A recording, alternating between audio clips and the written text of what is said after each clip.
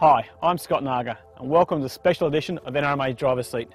Today, looking at a car that's only just got off the ship. It's the new 2010 model Range Rover Sport. The driver's seat has taken some early delivery of this vehicle so we can do some exclusive best car testing before the world launch. There's a host of new engines to choose from. Our tester has a 3-litre V6 twin-turbo engine option fitted, backed up by a seamless 6-speed automatic transmission. This engine generates an impressive 180 kilowatts of power. That's a 29% increase over the previous model and a class-leading 600 newton meters of torque. That's a 36% increase over the previous model that was equipped with a 2.7-litre V6 diesel engine.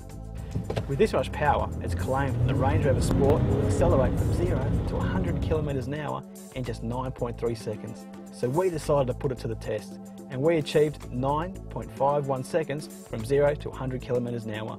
Almost spot on. The ride in the Range Rover Sport was exceptional thanks to its comprehensive program of chassis refinements that have been introduced for the new model. The Range Rover steering is precise and delivers a good level of feedback to the driver under varying conditions. Even when pushed hard around the track, the Range Rover's handling always remained composed. And if you still insist on coming into a corner a little bit too hot, the Range Rover's refined understeer control is going to do its best to start pull the vehicle up, and then we hit the skids.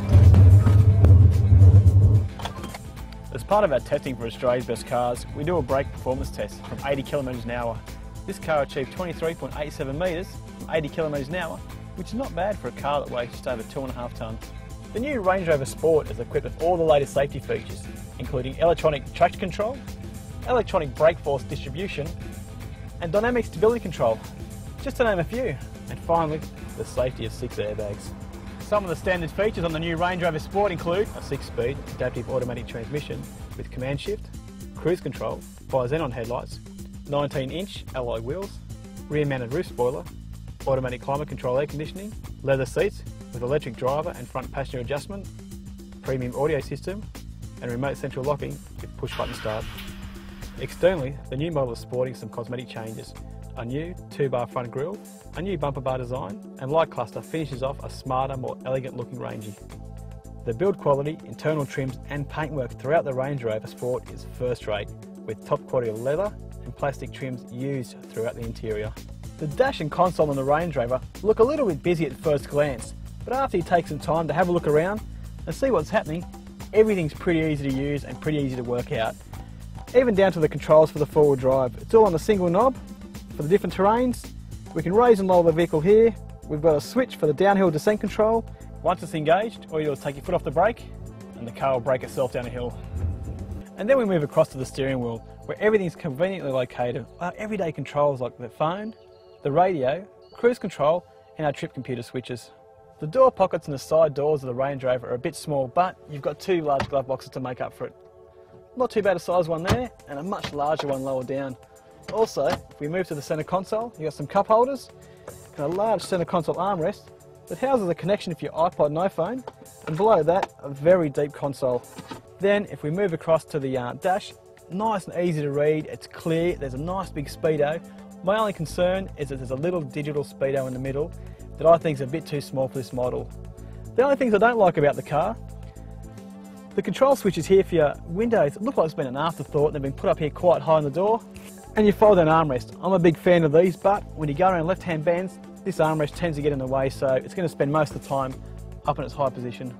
People don't just buy the Land Rover Sport for its power and its styling, they also buy it for the space. And this car's got loads of space. You're never going to be left wanting for more room. Especially the driver and the kids in the rear, and you've got plenty of room for your golf clubs, the pram, anything you need when you go on your trips away. This car's got it all. When I talk about space, this is exactly what I mean. With the rear seats folded down, you've got all the room you'll ever need. What I like about the Range Rover Sport, it's smooth and quiet. It's well insulated from the outside world, especially the diesel engine. Fuel consumption has also improved by 8.9%, as the refined engine now delivers 9.2 litres per 100 kilometres, thanks to a unique, parallel, sequential turbocharger system, the first of its type to be fitted to a V-engine design, and it's backed up by Range Rover's 3rd generation common rail fuel system. And while we're talking about fuel, the Ranger needs a big pat in the back. It's one of the only vehicles in Australia that's fitted with a diesel misfueling device. Basically what that does If I stick the unleaded Bowser into the diesel tank, it trips the flap. What happens now, the flap closes and I can't get any unleaded fuel into the tank. That's going to save you damage in your engine. The way to fix that, go to the back of the vehicle, get your special tool out, goes into the filler neck, clicks in and you pull it. As you can see, the flap's disengaged. Grab the correct diesel Bowser, stick it in and start filling up our car. That's how easy it is. This device is going to save people tens of thousands of dollars in repairs and weeks of the car off the road. Prices for this model start at $99,900 and then you need to add on the statutory charges and dealer delivery costs. The Range Rover Sport is in its elements either cruising on the open highways or hitting the dirt track.